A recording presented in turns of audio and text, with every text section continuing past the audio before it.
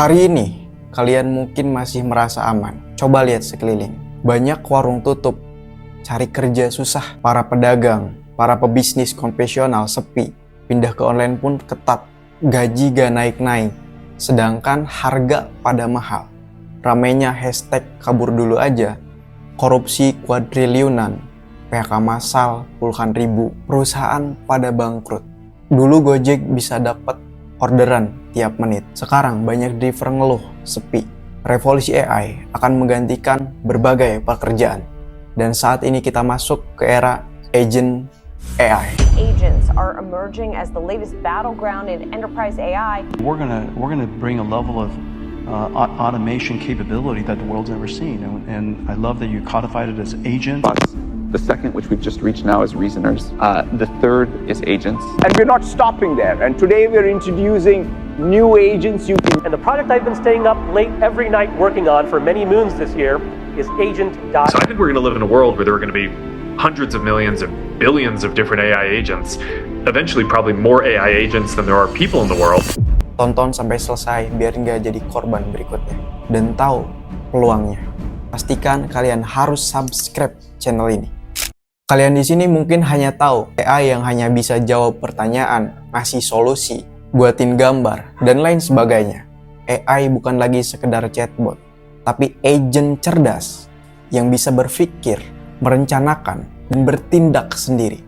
Dari bisnis hingga kehidupan pribadi, agent AI akan mengubah segalanya. Apa itu agent AI?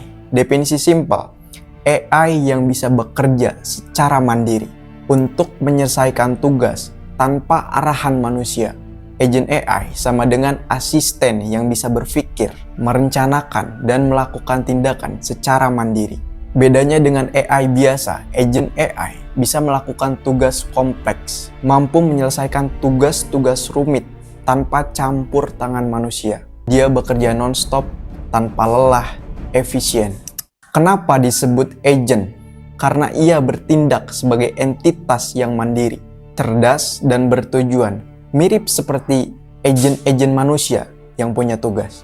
Menurut Jason Huang, evolusi AI berproses 4 tahap. Pertama, perception AI yang mampu memahami data seperti mengenali wajah, suara, atau pola tertentu. Contohnya, kamera pintar atau asisten suara. Kedua, generative AI yang mampu menghasilkan sesuatu yang baru seperti teks, gambar, video, musik, bahkan codingan. Dan ini yang ketiga, agentic AI yang mampu menjadi agent mandiri. Dia bisa membuat keputusan dan menyelesaikan tugas-tugas kompleks seperti mencari data, menganalisis, dan memberikan solusi tanpa perlu perintah. AI yang bisa merancang dan mengirim email otomatis.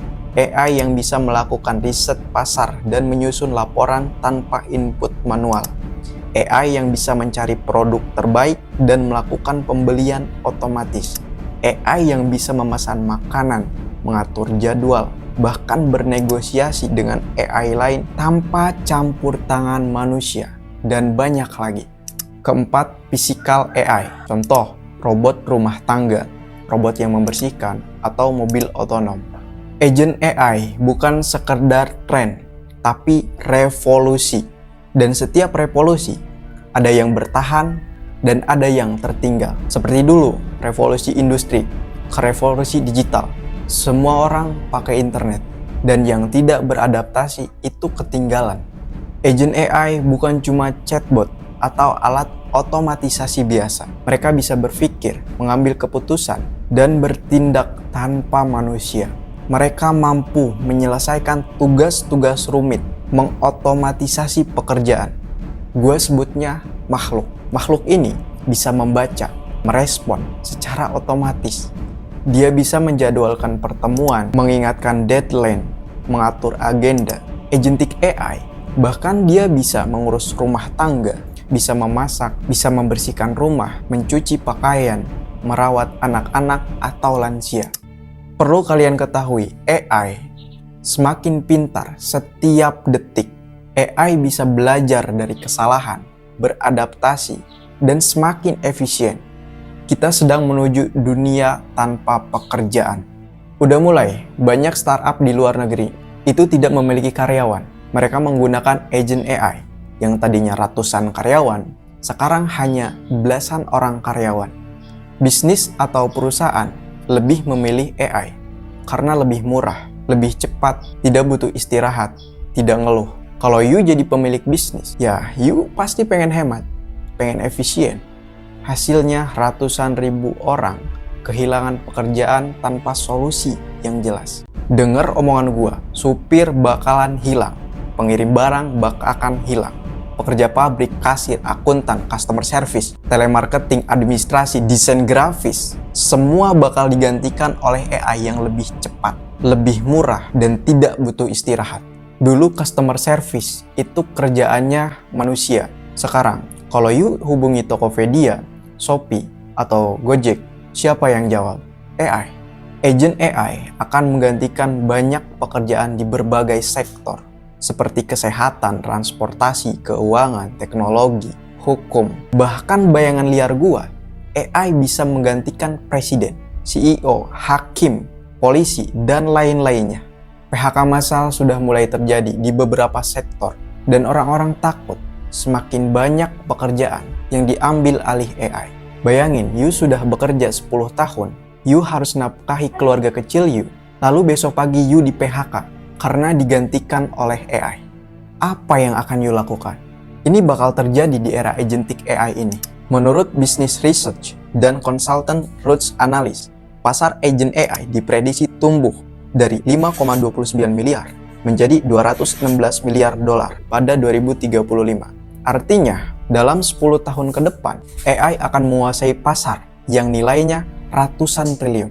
Kalau you gak belajar tentang AI sekarang, you akan jadi bagian dari gelombang PHK berikutnya. Dan semua pekerjaan yang bisa you lamar sudah diambil oleh AI. Kalau you gak beradaptasi dengan AI, masa depan akan mengerikan. Nanti bisnis tanpa manusia, robot dan agent AI menggantikan peran manusia di berbagai sektor. You gak diperlukan kerja lagi. Semua pekerjaan dilakukan AI. Pada akhirnya, ini akan menciptakan jurang ekonomi yang sangat-sangat jomplang.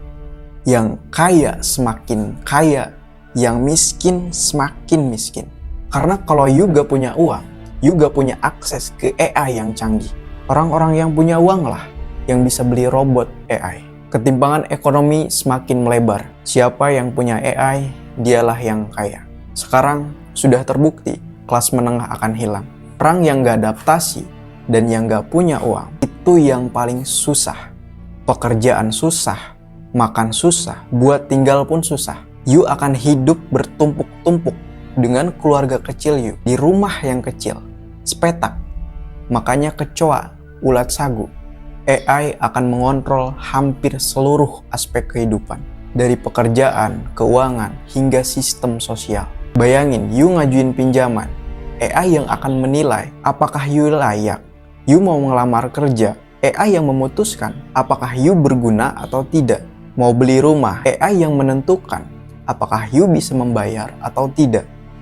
Gua ngerti, kalian ada yang ngerasa ini terlalu dilebih-lebihkan.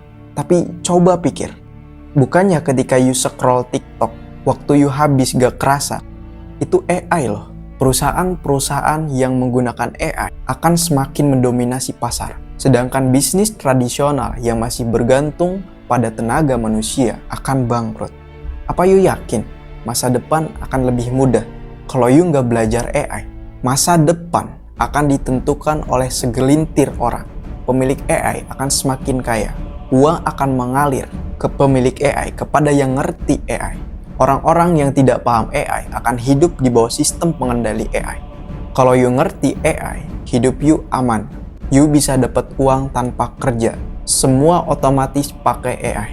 Pebisnis, pekerja, lebih efisien, hemat, kerja jadi cepat. Bagaimana kita bisa bertahan? Satu-satunya cara bertahan adalah beradaptasi. Jangan jadi korban, jadilah pengendali. Pertama, pelajari cara kerja AI dan manfaatkan untuk keuntungan kalian. Kedua, bangun keterampilan yang tidak bisa digantikan oleh AI. Ketiga, gunakan AI sebagai leverage untuk produktivitas, efisiensi, dan skala bisnis atau pekerjaan kalian. Gua kasih tahu peluang besar di era agent AI ini. 1. Membuat bisnis tanpa karyawan. Era di mana bisnis dijalankan oleh satu orang dengan bantuan agent AI tanpa perlu karyawan. 2. Menjual produk dan layanan berbasis AI. 3. Menjadi ahli AI. Skill yang paling dicari di masa depan. 4. Kerjasama dengan AI. 5. Berinvestasi di AI sebelum terlambat. Gua ngerti, mungkin kalian bingung harus mulai dari mana. Bingung cara memanfaatkan AI untuk bisnis atau lain-lainnya. Apakah harus belajar coding? Apakah harus investasi AI? Atau bagaimana? Gua ngerti, gua pernah di posisi itu. Solusi buat kalian. You tinggal cek di deskripsi. Di situ ada leverage AI buat kalian. Ini untuk semua level. Pemula, freelancer, pemilik bisnis, hingga perusahaan besar. E-book ini akan terus diperbarui dengan strategi terbaru seiring perkembangan AI. Selalu update. Kalau you skeptis, you cuma jadi penonton. You bakal kalah dan tertinggal. AI makin pintar setiap hari. Kalau you baru belajar AI tahun depan, tertinggal jauh dan terlambat. Jangan hanya jadi pengguna, jadilah pemilik, pengendali AI. Mungkin dari beberapa kalian kebuka dan punya rencana.